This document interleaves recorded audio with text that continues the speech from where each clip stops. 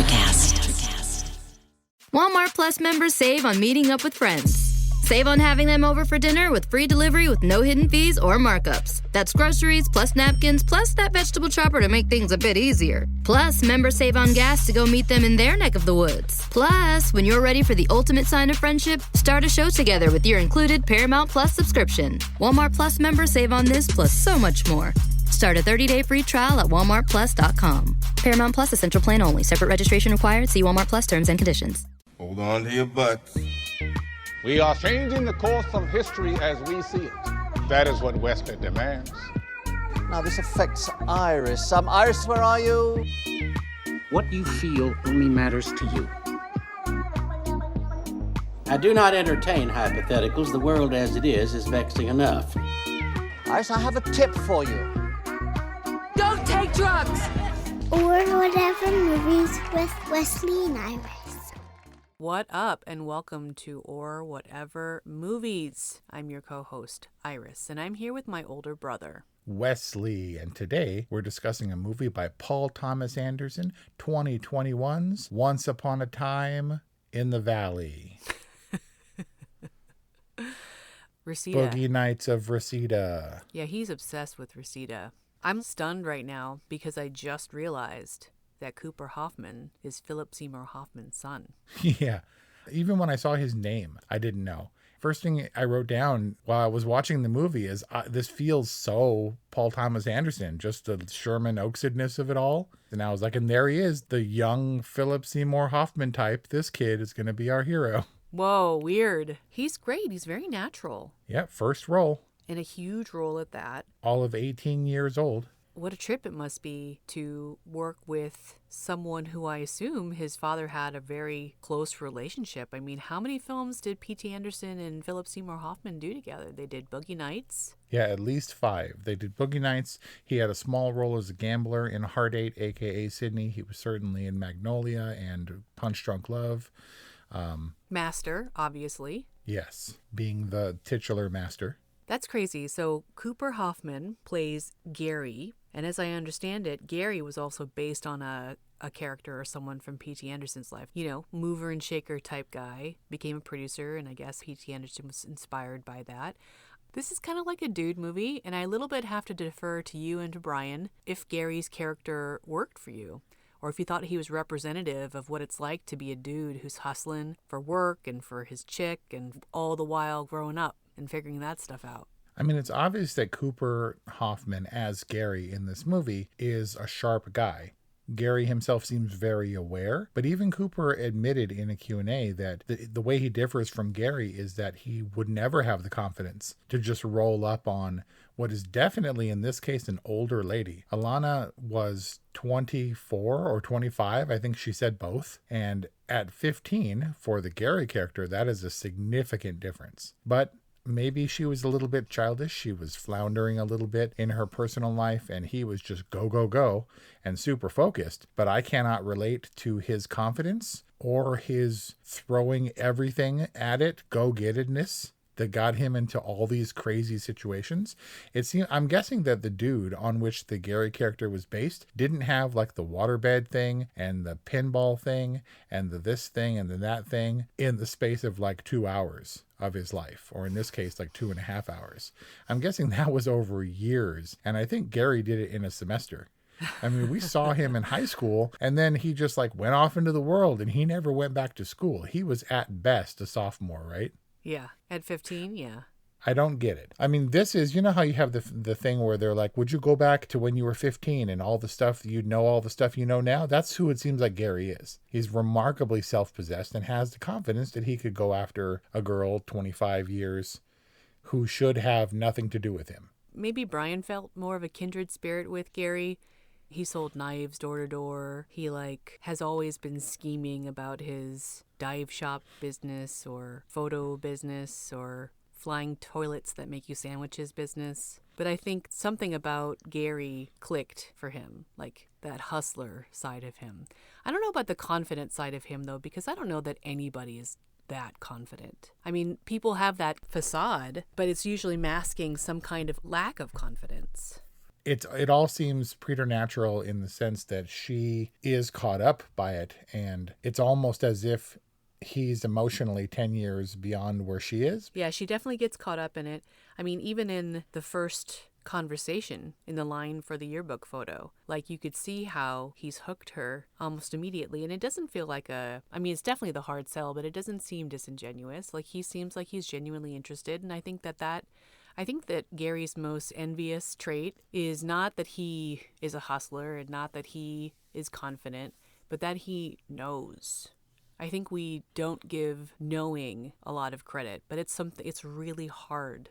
Like, it's really hard to know what you want, to know who you want. And I feel like that's a really painful part of growing up for a lot of people who don't. There are a lot of people who end up in jobs that are fine and that pay the bills, and then they become weekend warriors and they have hobbies outside of work and they look forward to retiring, but they're kind of cruising through life. And I think that there's a lot of people who are in that position that find it to be fine, but a lot of people who actually find it to be kind of painful, like never knowing what they want, let alone how to go after it. It seems like the key to being wealthy is having 5 streams of income, and you find your next project or your next operation. You bounce from waterbeds to pinball to who knows what else, and you kind of find your way.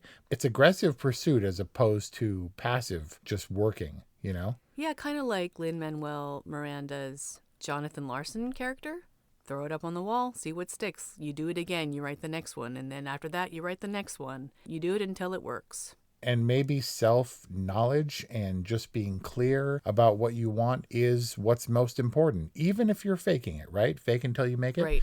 But Gary in particular, as it pertains to Alana, was very forward and direct and calm.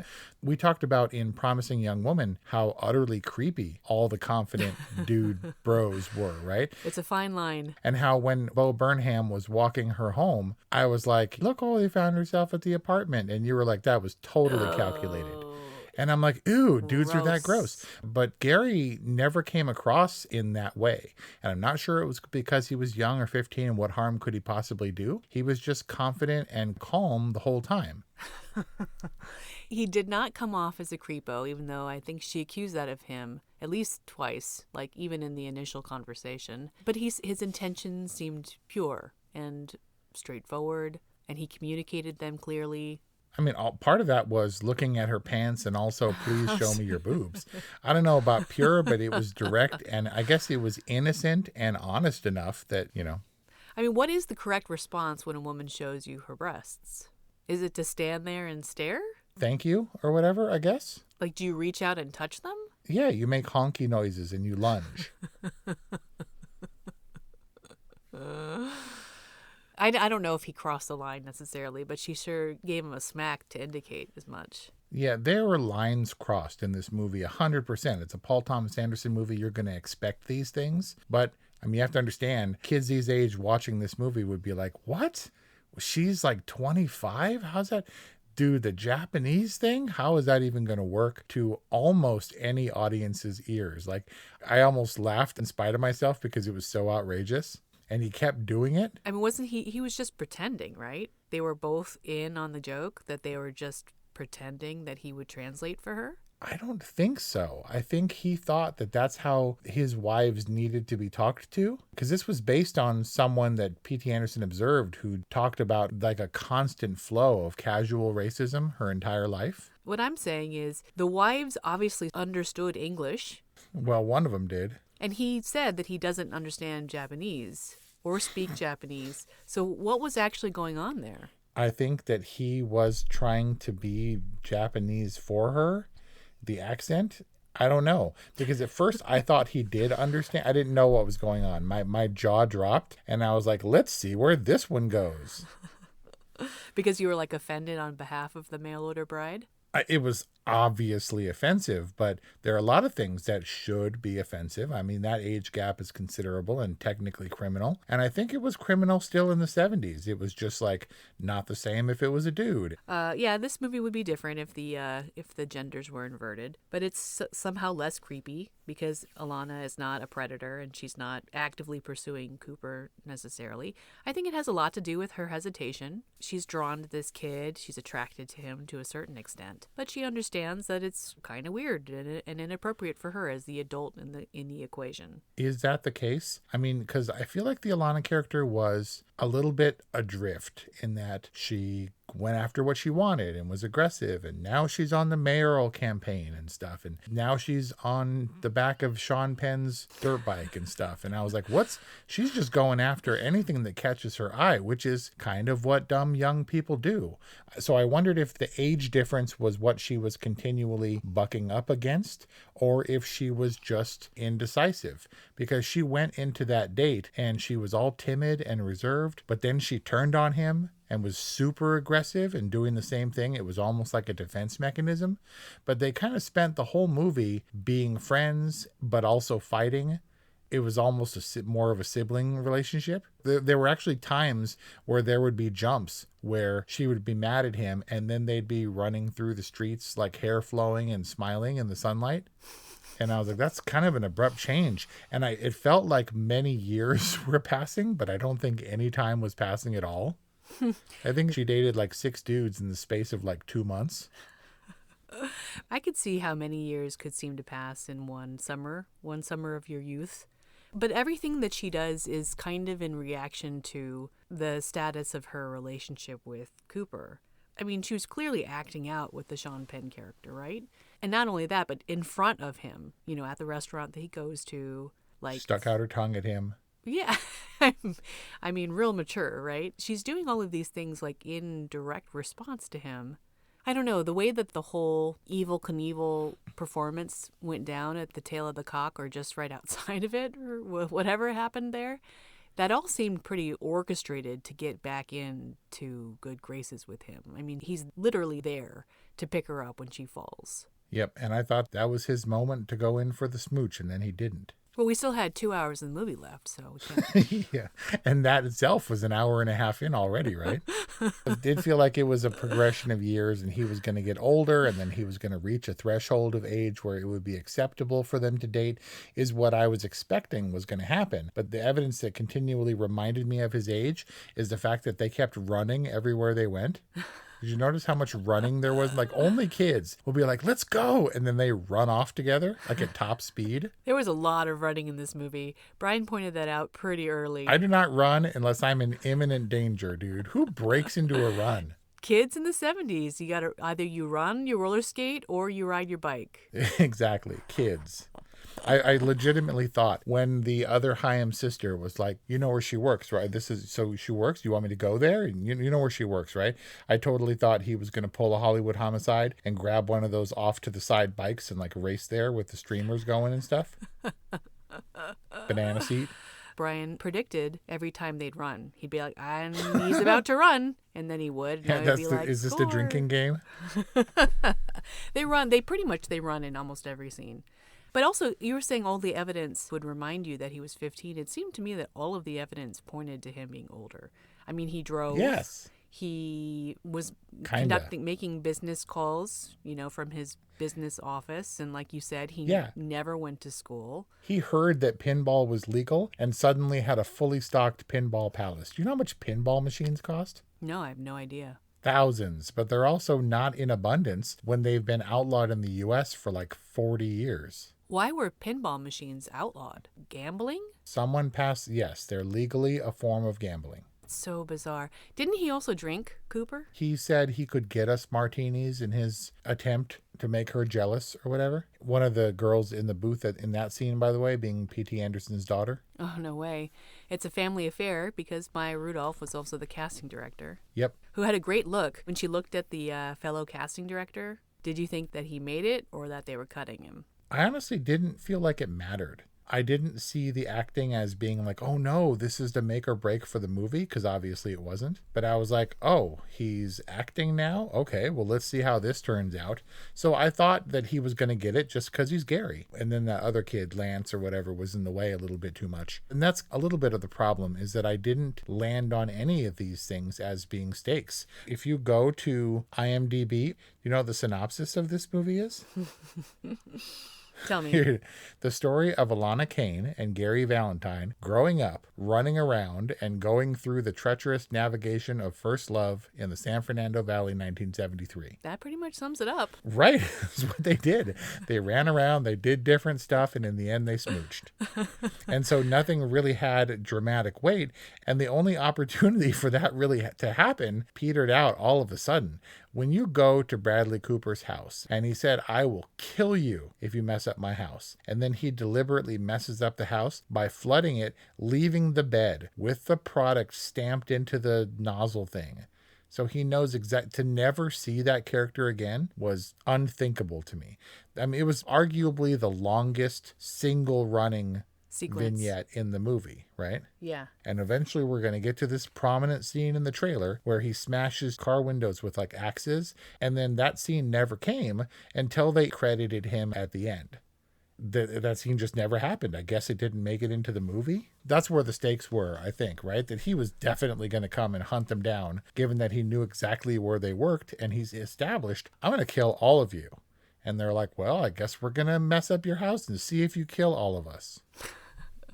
The last thing you want to hear when you need your auto insurance most is, "Thank you for calling. Please listen to your list of 46 possible service options." Which is why when you choose USAA Auto Insurance, you'll get great service that is easy and reliable. 24/7 online service for claims, access to roadside assistance, and more. All at the touch of a button. Start getting the service you deserve. Get a quote today.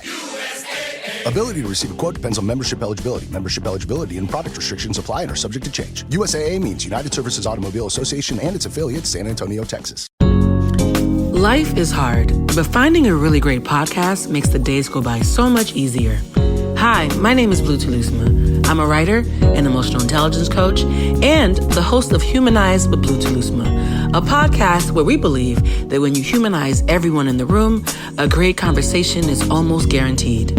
Join us every week here on Electricast as me and my guest co-hosts unpack big topics and interview even bigger personalities with a sense of humor and a dash of mischief. If you're looking for a new best friend in your head, we've got you covered. Electricast. I mean, he was kind of a jerk, but it's not like he even had it coming to him. I mean, not really. But why would you put yourself at risk? It's his business. It was, and he had everything to lose, but that's where Gary becomes a kid to us, where he is reckless and just wants to have fun, and he does it all for kicks. But I think this movie just sort of does it for fun. This movie does all kinds of things for fun. It's like, how do we get them blocks and blocks away from the expo and have them running in the sunshine? Let's frame him for murder. Let's get him arrested, and then they have to run back. It makes total sense. It's very random. It was very random. See, the problem is this is a P.T. Anderson film where you could actually follow the storyline, but the storyline didn't pay off. Like, I have to say, I kind of really hated this movie. You hated it? Granted, I came to this movie with a ton of expectations. Well, I actually didn't. I've been burned by P.T. a couple too many times now, and I was like, Licorice Pizza. That's a terrible title. I guess I'm probably going to have to see that at some point. It is a terrible title, and I understand it does have meaning, but even when the meaning is explained to me, it still infuriates me, because it's still meaningless. It's not like he owned a record store. It's not like they ever once sat down and played music. There was lots of music, but the movie did it for fun. It like threw some songs in there, period songs. I like the characters. I like the world. It's fun to be with them. It's fun to, experience first love for the first time.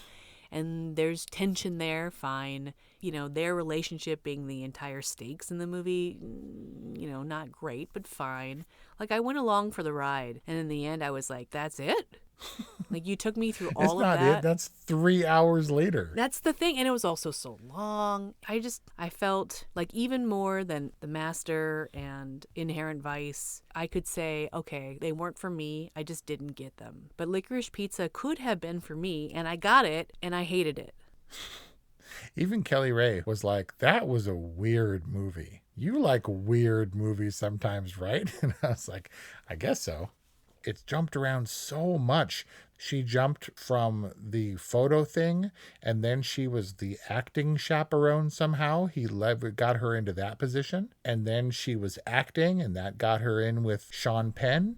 She jumped to the mayoral office She wanted to do something with meaning in her life. They went through so many different businesses and operations with no transitions. It felt like a series of commercials. Gary is like his new thing, come to waterbeds and you'll be happier with these wigs and running around and stuff. And like, I can breathe, Claritin clear kind of thing. And I was just kind of holding on. And then when I thought we were really going to get into some drama and story, like with the Bradley Cooper thing, I was like, he's going to be chasing them the whole movie. Then he just kind of disappeared. Bradley Cooper was great, though. Wasn't that fun? Wasn't that a fun role for Bradley Cooper? I mean, he was Chewie. It was a Gary Oldman role, right? Yeah, and Gary took it really well. He did what one can only do in a situation like that, which is to nod and to pay attention. Yeah, but he obviously wasn't scared. No. He was just like, okay, well, we don't want to make you late. You can go then. And Bradley Cooper's like, you're speaking my language. You're insane too. I'm insane. You're insane. We should be insane together. Go ahead. Set up my waterbed. Go. I'm going to kill you, though, if you mess it up.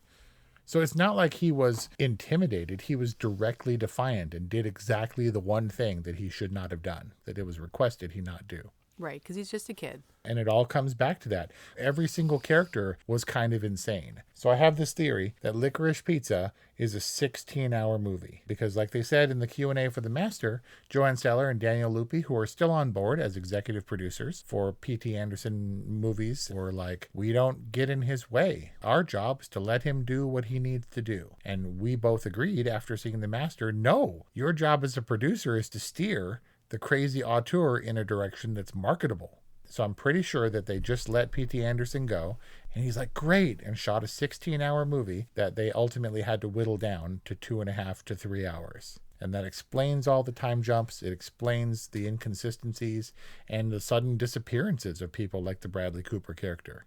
Like Sean Penn was a big, all these major stars showed up, had their moment, and were never seen or heard from again. So they cut out the vinyl pants business and the roller skate business.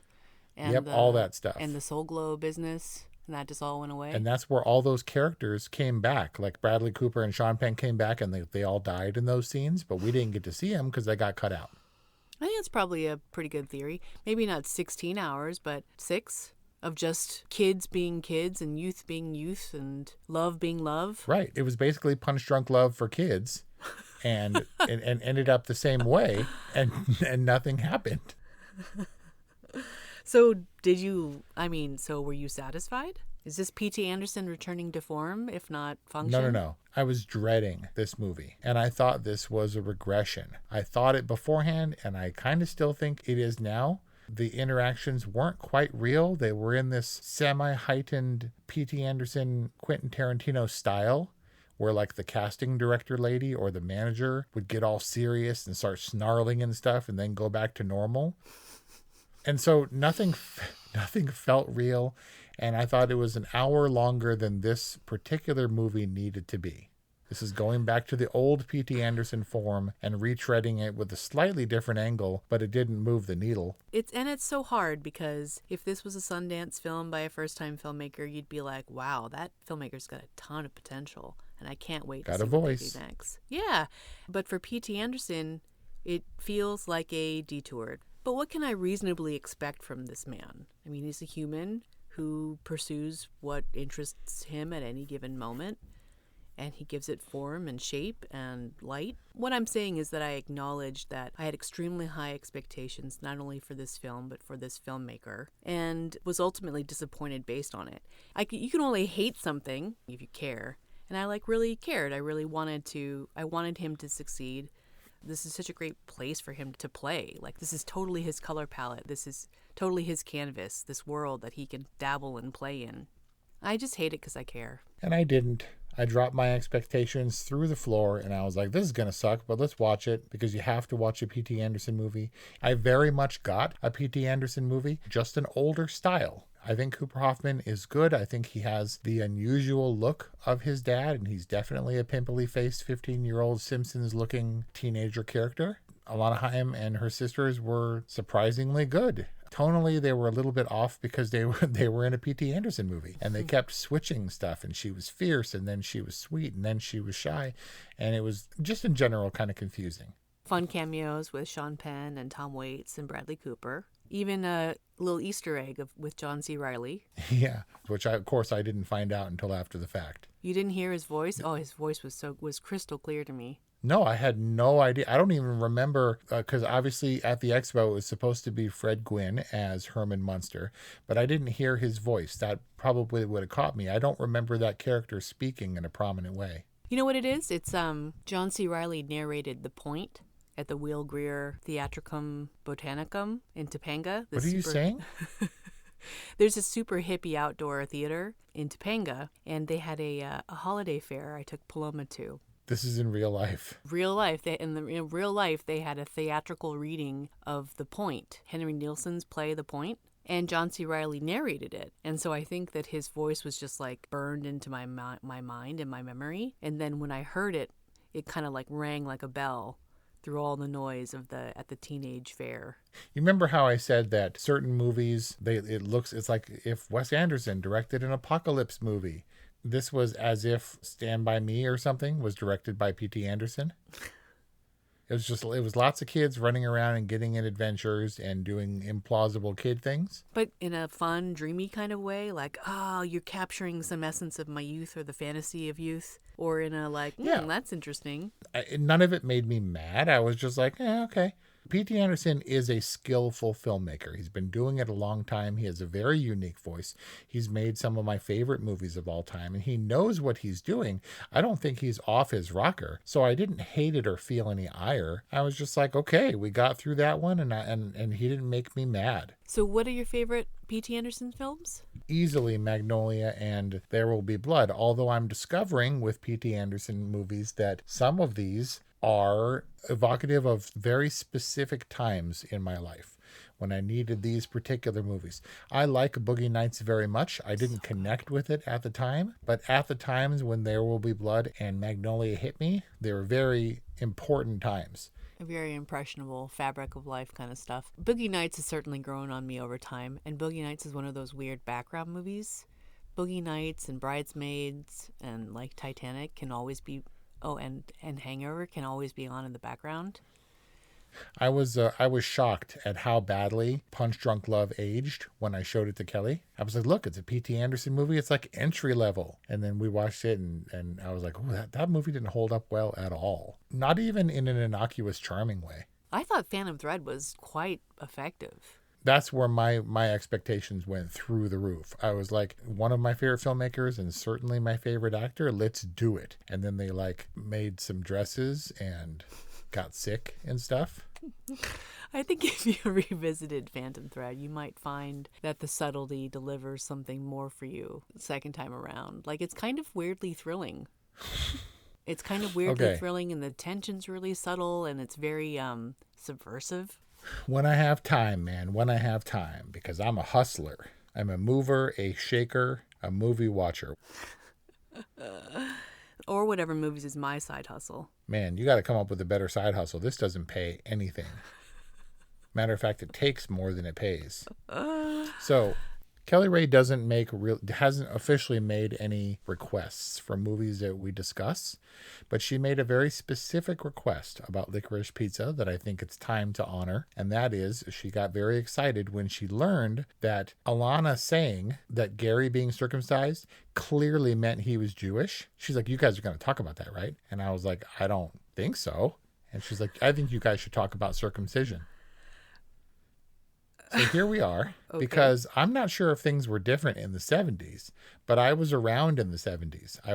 This movie predated my existence by about 3 years, but I'm not sure that a lot changed, and I'm certainly not Jewish. No, you are definitely what's the word for people who aren't Jewish that starts with a G? Gefilte fish. Gentile. You are definitely a Gentile and not Jewish, and you are circumcised?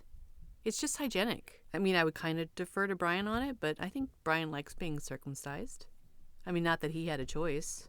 I was under the impression that maybe not the vast majority, but certainly the majority of people did so because, as you stated, theoretically speaking, it's more hygienic. Is it necessary? No, but I kind of thought it was routine because I think parents have to bring their kids back in specifically after a couple of days, right? For that? I think so. And in the Jewish tradition, you have it ceremonially removed during the bris, which comes at least a couple weeks or months after a male child is born. So it still sucks. You just don't remember it. Correct. You get your first taste of wine and everybody watches it happen, but you don't remember it. I actually attended a bris. It was beautiful. And that is the poster quote for this movie. You've attended a bris and it was beautiful, and you remember it with more fondly than you do licorice pizza. It was a cultural experience. They dip a little sponge in wine. They give it to the kid as an anesthetic. They circumcise his foreskin, and then we all had lunch. Yeah, they hold it in the little tweezers, and everybody gets to kiss it or sniff it or something. Oh, you took it to the next level. So we talked about circumcision. Yeah, okay, so you're welcome, Kelly. We're happy to oblige not only your requests, but the requests of our avid fans at Or Whatever Movies, which you can make at orwhatevermovies.com, orwhatevermovies@gmail.com, at Or Whatever Movies, wherever you get social media, and by calling our hotline at 818-835-0473. I mean, Licorice Pizza was intimately shot, colored, and styled appropriately for the era. You could only make these exchanges with the assured hand of a director who knows what he's doing, even if this material isn't necessarily challenging. Would you agree that all the elements were in place? Sure. I mean, you're always taking a risk with two first-time actors in your leading roles. But any misgivings I have about Licorice Pizza have nothing to do with those two people. Correct. Who were surprisingly delightful, I guess. Refreshing. And yet still, given all these pieces in place and the execution of a tried and true director for Oscar season, you think Licorice Pizza is... boring. Man, officially stomped it into the ground. Because I just really wanted this film to succeed. I think also in my mind, he's still a kid in like Converse and like corduroys and like riding around in limos with Fiona Apple. He's exactly 10 years older than me. He's just a dude in his 50s or whatever, and he's doing what he loves, so God bless him. But Licorice Pizza, just a little bit disappointing to me. As you know, my scale is much more hate-based. If it doesn't piss me off, then I tend to look on it favorably, especially from people whose work I've revered in the past. And for that reason, I'm going to give Licorice Pizza an all right rating. And if any part of this movie popped up, I would watch it and be like, oh, okay, Licorice Pizza's on. I'm not going to ask anybody if they've seen Licorice Pizza other than to suggest that they listen to our review. And there you have it. An all right from Wes, a boring from Iris. That's our discussion on P.T. Anderson's Licorice Pizza. Let us know what you think about Licorice Pizza and check out our other P.T. Anderson review on There Will Be Blood. Thank you for listening, and we'll see you next time. Welcome, explorers of the human experience. This is Let's Talk Soul, and I'm your host, Claudia Monicelli. We're not afraid of the great mysteries of existence here. Soul versus consciousness, we're on it. Spirituality versus science, we've got that covered too. Join us in navigating these profound topics with wisdom, curiosity, and a dash of audacity. Whether you're a spiritual veteran or just starting your journey, Let's Talk Soul is your passport to the unknown. Let's Talk Soul, diving into the depths of the human spirit. Subscribe now wherever you get your podcasts. Hey, what's happening out there, everybody? This is Lawrence Ross, and I'd like to tell you a little bit about my podcast, The Lawrence Ross Show. Egomaniac. It's a 2-hour weekly exploration into my mind. I also do sketches, celebrity impersonations. You're out of order! And I also do song parodies. Not too shabby for a blind guy. Not only are you visually impaired, but you are geographically impaired. New episodes are released every Friday. Check it out on your favorite podcasting platform or listen to it here on Society 13 on Electrocast. Electrocast.